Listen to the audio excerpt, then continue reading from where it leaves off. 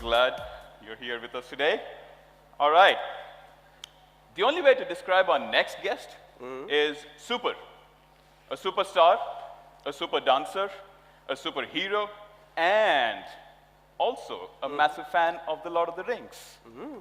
All right, ladies and gentlemen, please put your hands together and welcome on stage Hrithik, Roshan. Woo!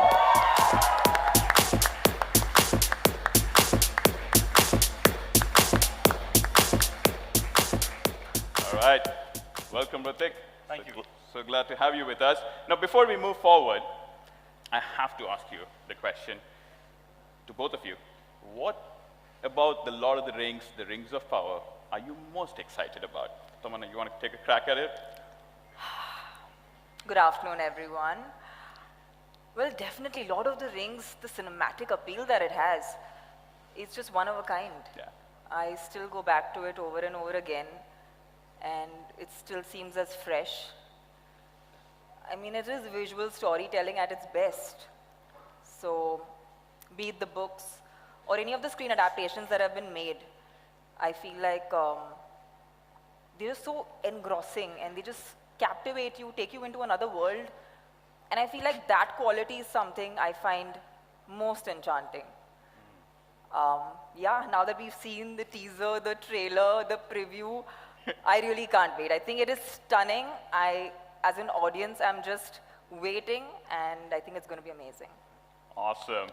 Hrithik, what excites you the most? Oh, I think the trailer speaks for itself. Yeah. This is the kind of stuff that I aspire for. You know, it does something to my cells. It's visual extravaganza meeting great content. You know, and I'm just excited and thrilled that I'm going to be able to watch the Middle Ages on Prime Video on 2nd September. I also have a little tale to tell, if I may. Please. There's a little connection between me and the Lord of the Rings that I don't think anybody knows.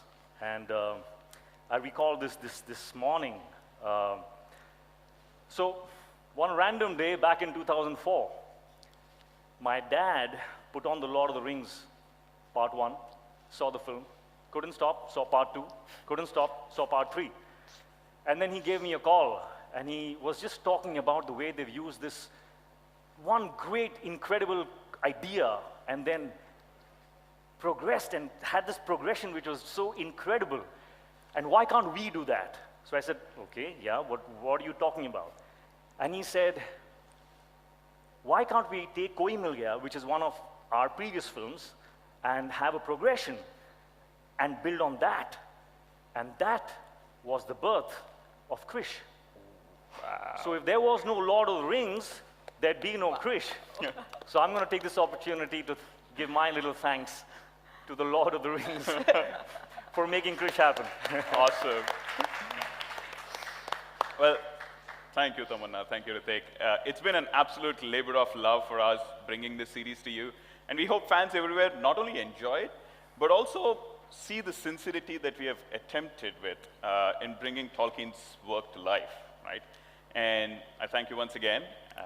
I will now leave you to fans of the Lord of the Rings to bring on the stage the amazing team behind the series. All yours now. All right, thank you. Thank you. Ladies and gentlemen, big round of applause for Sushant Sriram. Come on, we can do better. Yeah. This is truly an exciting moment for me and us, the fans of the fantasy franchise right now. And I am not going to take any fans of Hrithik and Tamannaah. Over to you guys. Thank you, Xerxes. Thank you very much. It's indeed a matter of great honor and privilege to be interacting with the magnificent team behind this epic series. And I think the time has come. So ladies and gentlemen, please put your hands together for our incredible showrunner, Mr. J.D. Payne. Oh, here. Welcome. Welcome. Oh, okay.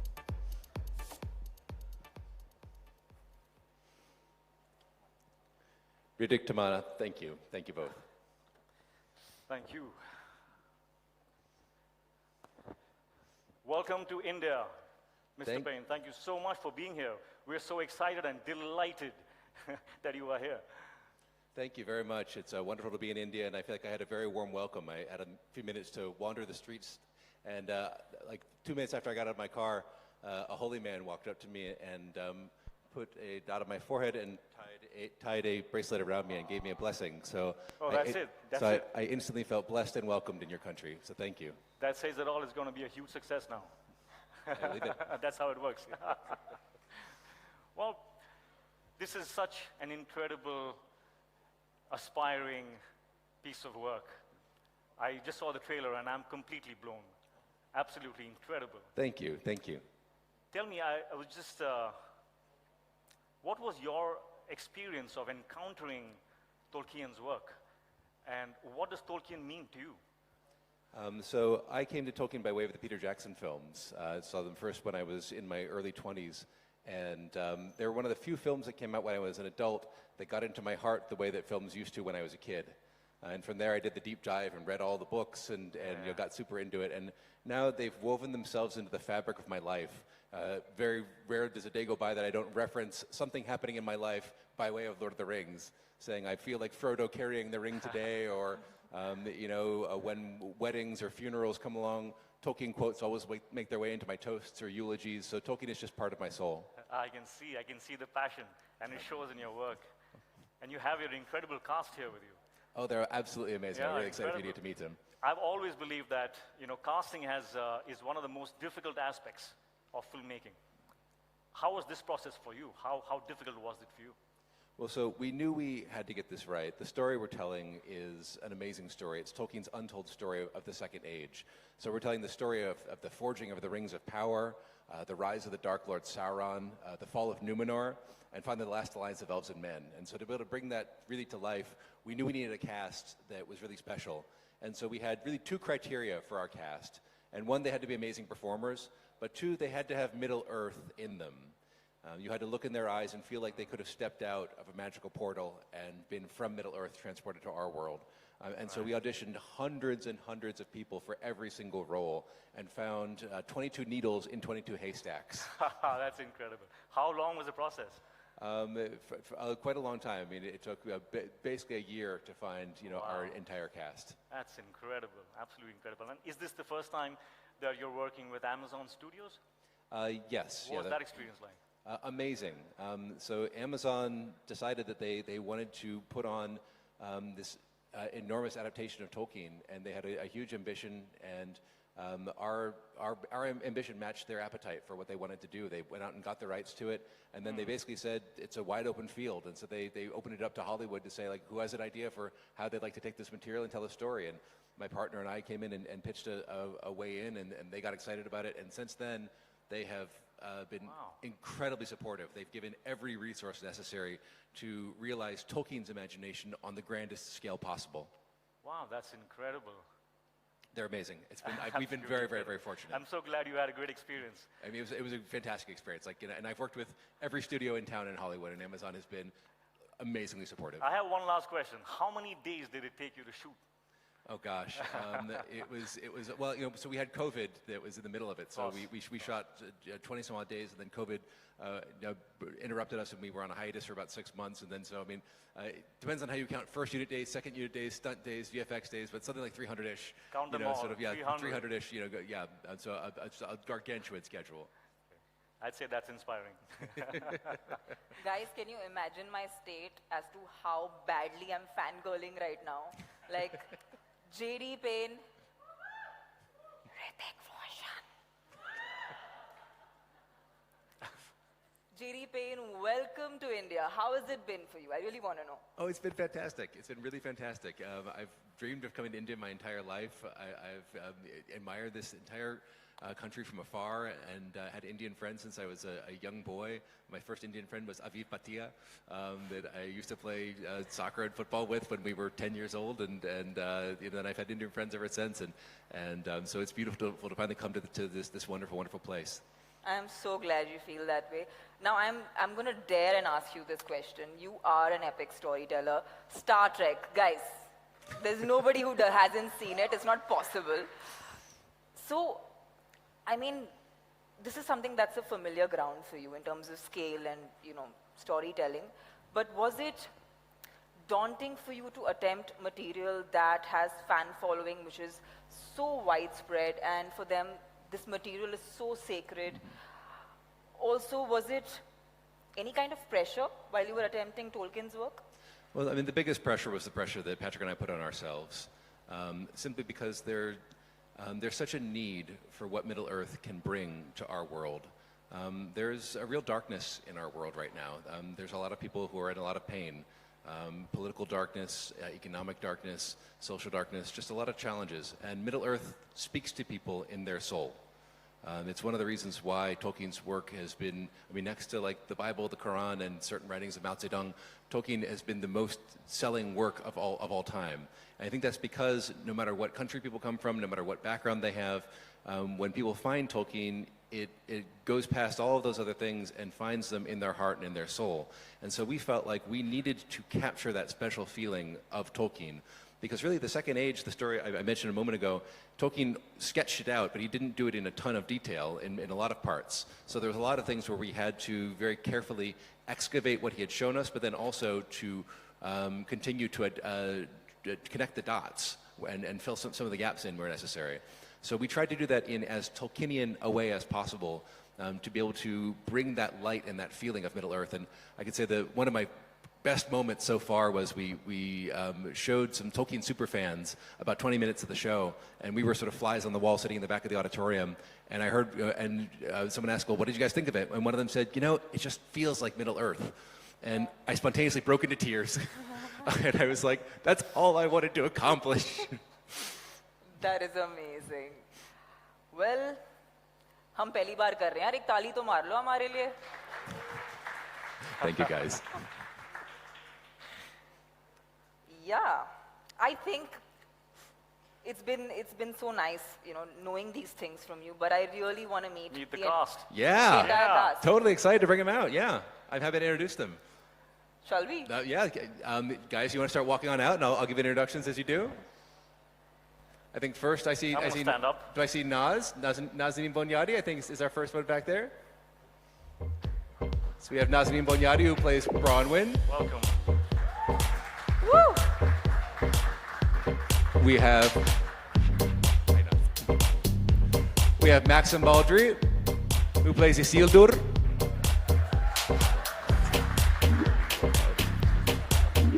We have Markella Kavanagh, who plays Eleanor Nori Brandyfoot. We have Lloyd Owen, who plays Elendil.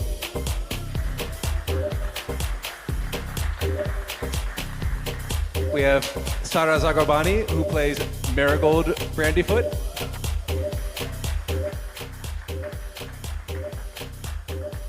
And we have Charlie Edwards, who plays Celebrimbor.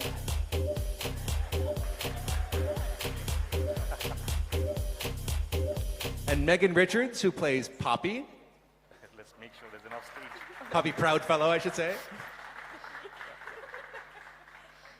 And we have Tyro Muhaffedin, who plays Theo. And we have Emma Horvath, who plays Earien.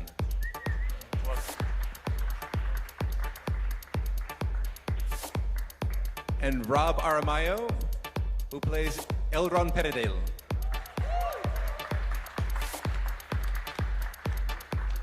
And I think that's it. Everyone, one more welcome for our entire Lord of the Rings cast.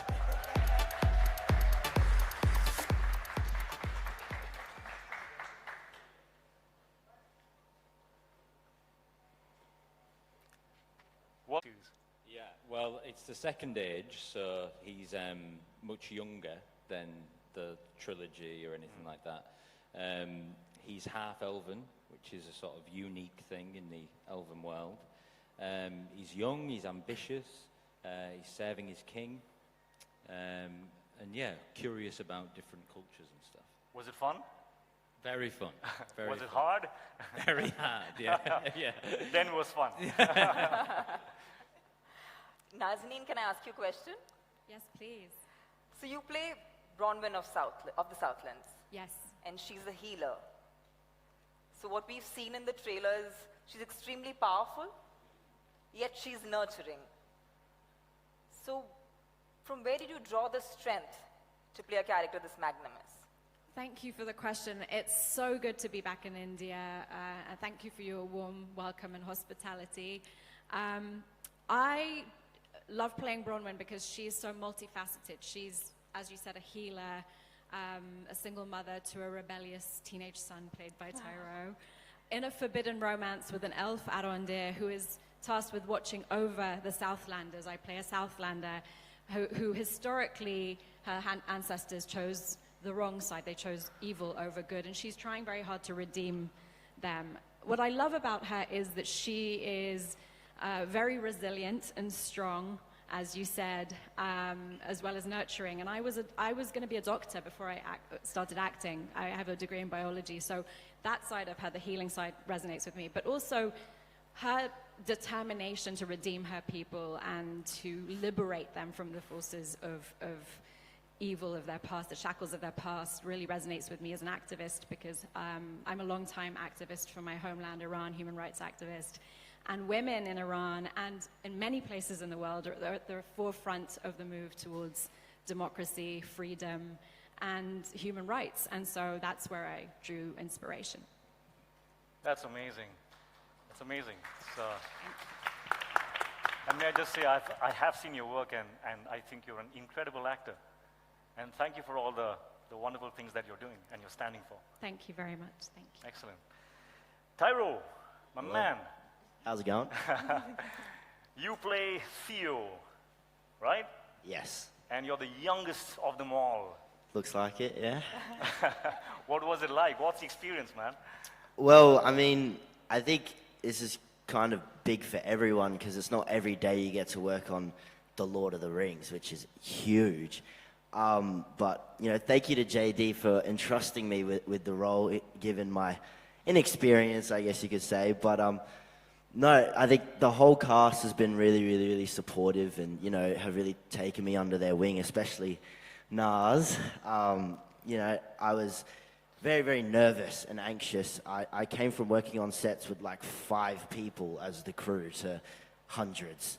And, you know, it was very, very overwhelming. But, you know, with J.A. and, you know, Wayne and Charlotte and Naz, Ismail, Ian, everyone that I worked with just made me feel so comfortable and helped me do my job, which is ultimately the most important thing. And yeah, I went from Perth to Mumbai in front of all these beautiful people, and I'm here. And yeah, how's it going, everyone?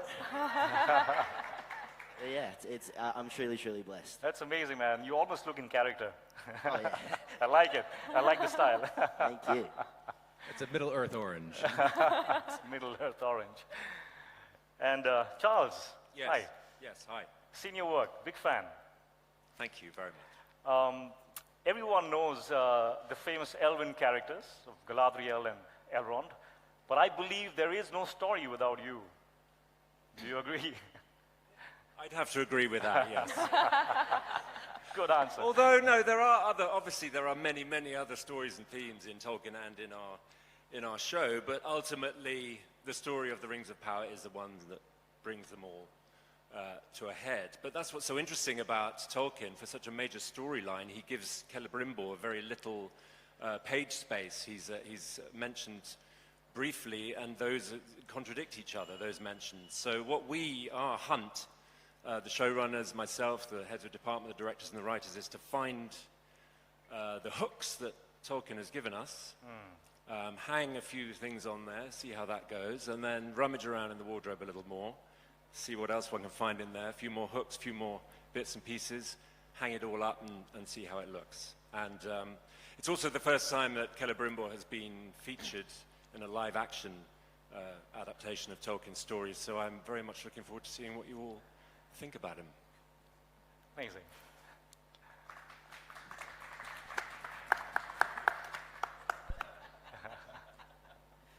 Lloyd, I'd really like to ask you, you're playing Elendil. I am. He's the father to Isildur. Isildur, yeah.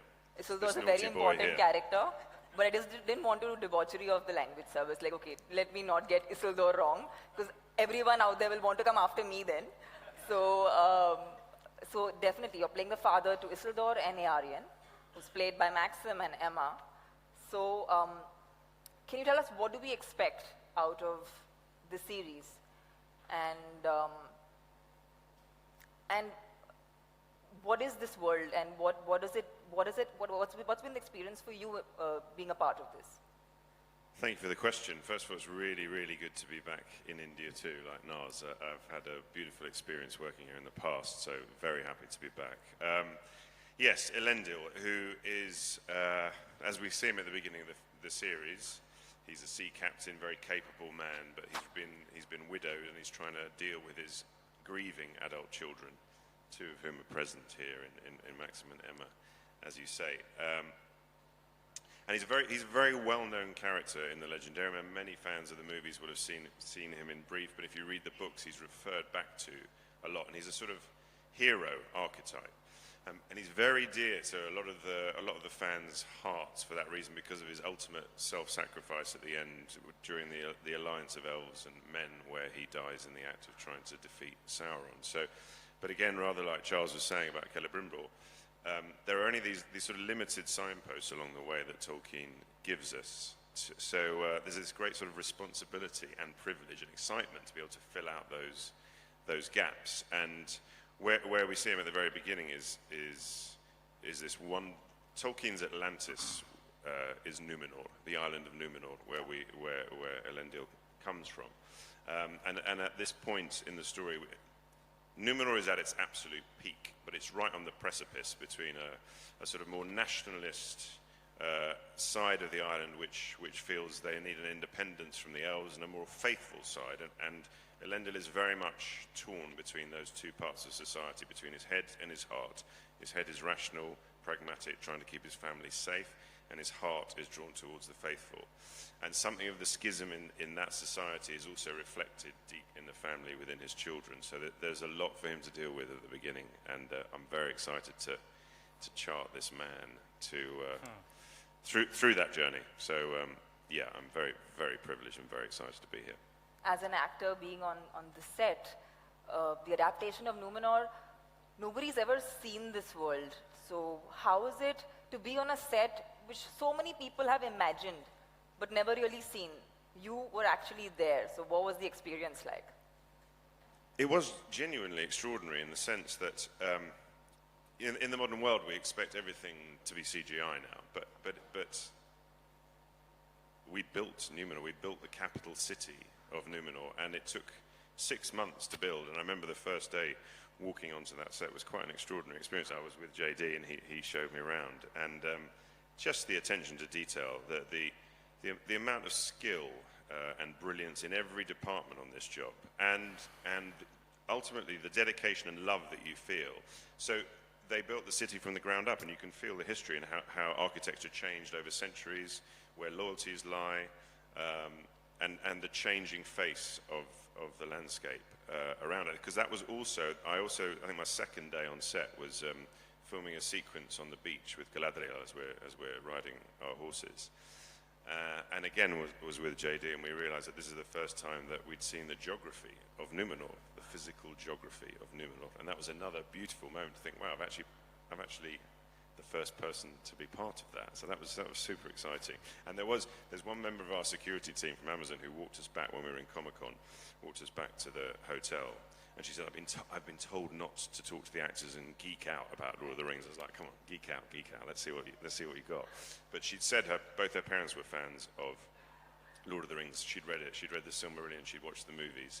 And she said, and when she saw Numenor on screen for the first time, she'd seen the first 3 episodes, she said she just burst into tears. And I took that as a really, really good sign that oftentimes when we read the books, our imagination is really powerful, but somehow this exceeded her expectations, or should I say enhanced her expectations of what Numenor was. So I was really, really pleased about that. That's really amazing. All I'm thinking is I wish I had that voice. I know, it's a great voice, isn't it? It is. It's a little deeper after the aeroplane you can flight use we it, just right? took, You know how to but, use it. Lloyd, the thing is, most of the times I sound like you. So I have a hard time sounding like me. Maxim, Isildur, huh? Yes. How does it feel? Because this is a character that everyone is waiting to watch. And it has fans all over the world. So where does this arrive in the series? Well, he's a sailor on the kind of cusp of adulthood when we first meet him, and there's an emptiness and a void in him, and I guess he doesn't really want to fit into societal expectations of him. He doesn't want to really be like his father in a way, but then there's a pressure to also... Children. So you kind of meet him deliberating and yearning for something else that potentially is not in Numenor, not on the island. Nice. Emma, I have a question to ask you. Do you want to say something, Hrithik? Go on. Are you sure you don't want to say anything? Absolutely sure. Just checking. I was just thinking he could do well in Hindi films. Actually, he does have a very Indian face. Yeah. I don't know if it's... I'll take that. Would you do a film in which you'd cast the three of us? The three of us? Yeah, why not? Yeah, well, if you write it. Anyone interested? Make us Mr. out Payne. there, in case anyone's listening to us. Between seasons, see no evil, hear no evil. Emma, your character, hi. How is Mumbai treating you? Please tell me. It's awesome. I'm so happy to be here. I've never even been to Asia, so this is, wow. Continental and country-wise, I'm like, wow, totally new. And when did you come in, if I may ask? Sorry? When did you reach here, if I may ask? 3 a.m. this morning. And she looks so stunning. Guys, All of you big guys, round of that's applause to incredible. just that absolute beauty. Emma, you're playing Aryan, Yes. and that's a beautiful name. Yeah, I love it. Do you love it? Yeah, I think it sounds very magical. It means sea maiden. Sea Maiden. Nice. Oh, that's beautiful. I was about to ask you, what does it mean? About Okay. the name, yeah? No, good. That's but does this have any significance with, is it relevant in any way to the Islands of Numenor, or is there any significance as to how that's a part of how you created the character? Yes, Numenor is a very nautical society, and so it's very apt that she's named after the sea. Isildur means servant of the moon, and Anarion, the middle child, is a reference to the sun. So her siblings, their names reference sort of celestial, heavenly bodies, and her name is quite grounded, which is very apt because the schism that Lloyd was mentioning that's occurring on the island is also starting to take shape within the family. She's immensely proud of her people and the island and the beauty that they've created, and the society that they've created. And she's quite frustrated with both of her brothers, who have these sort of romantic ideas of the past and spend a lot of time sort of looking up, and she's very much looking down at the beauty that her people have created. So, yeah, I think her name is very appropriate. It's a beautiful name indeed. And Markella, hi again. Hello. You play Nori, a Harfoot. Yes. Am I saying that right? Harfoot. Yes, you are. It wasn't working before. Yes, I do. I play Harfoot. Harfoot. What is a Harfoot?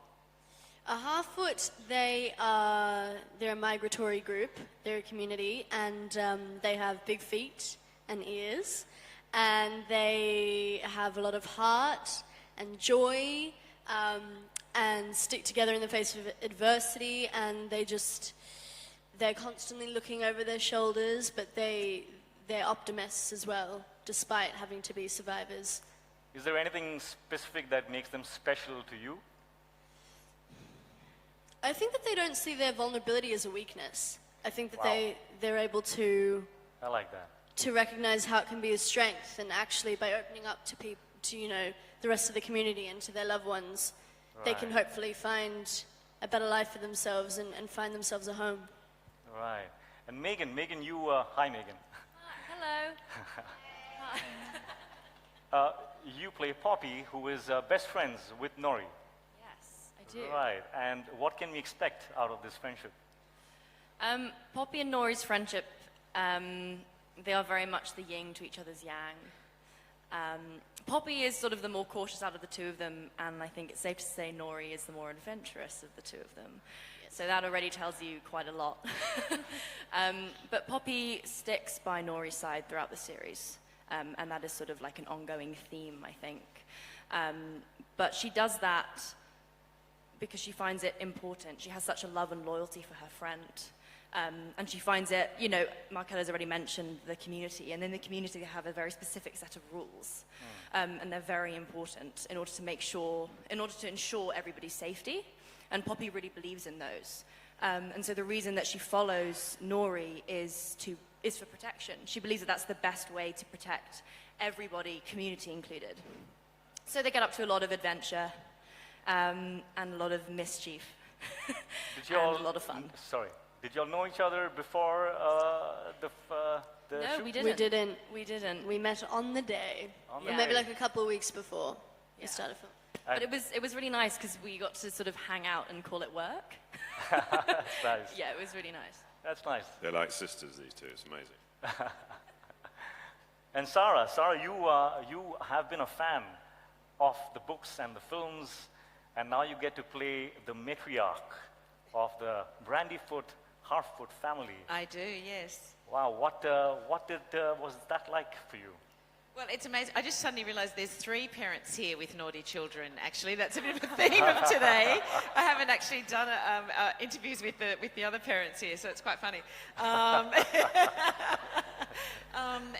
As a fan of fantasy, it was obviously incredible, but I don't think you needed to be a fan of fantasy to realise that this is an absolute dream job. I mean, first of all, this incredible cast that I get to work with and that I get to now travel around the world with and come to an amazing country like India, where I haven't been before, is just a joy. So, lover of fantasy or not, it's been one of the best jobs of my career. Playing Marigold is also an absolute honour. Thank you to JD and Patrick. Being a parent to this beautiful actress here, Markella Kavanagh, and a surrogate mum to Megan Richards, and having so much fun on set. The Harfoots, as Markella was saying, you know, they've been through a lot, but they have a lot of joy and laughter and love, and that's what it was like being on set. We just had such an incredible time working together. And I'm quite stunned that I'm sitting here with them all now, able to talk about it to the world. It's just such a privilege. Well, I have to say, the joy and the love, it shows. It's showing on all your faces. This is going to be a great one, guys.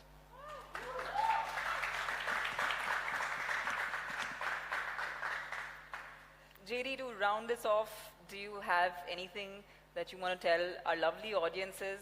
And also, do my elfish ears make a cut? I'd like to know. They're wonderful. I mean, you would actually have to cut them a little bit to help them make the cut, but but they're close. They're close. Okay, good. Let's talk. Have your people call my people. That sounds like a plan. Well, I just wanted to reiterate what a special group of people you have in front of you right now. It's been my great joy to work with them each over the course of several years now, and I look at them each and have a dozen stories that pop into my mind for every single one of the people here. And you're just getting a small taste of it now, but each of them in some moment of the season will take your breath away. They truly have that special something that is part of Middle-earth that is inside of them that they've managed to capture with these characters, and the world is going to discover it very soon.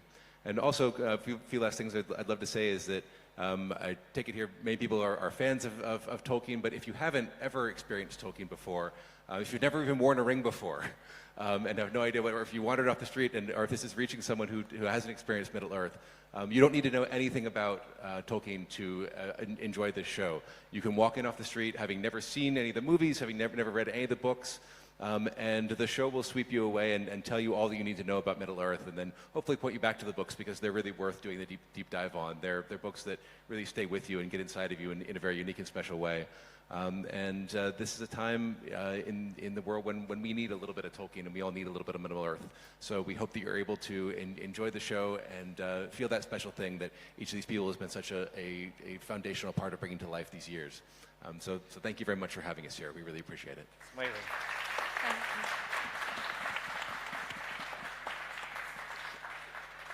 I have to say this to JD, to the entire cast and crew, that this is something that I personally believed in, that cinema in any language, anywhere in the world, the moment it is based on human emotions, basic human emotions, it always cuts through all. There's no language needed, there's no country needed, and I feel like that faith that I have in the cinema that I want to do has been reaffirmed by Rings of Power. So thank you all for coming here and being a part of this press conference. We're so excited for this, and we can't wait to see the series. Thank you so much, Tamannaah, and thank you, Hrithik. Thank you very much.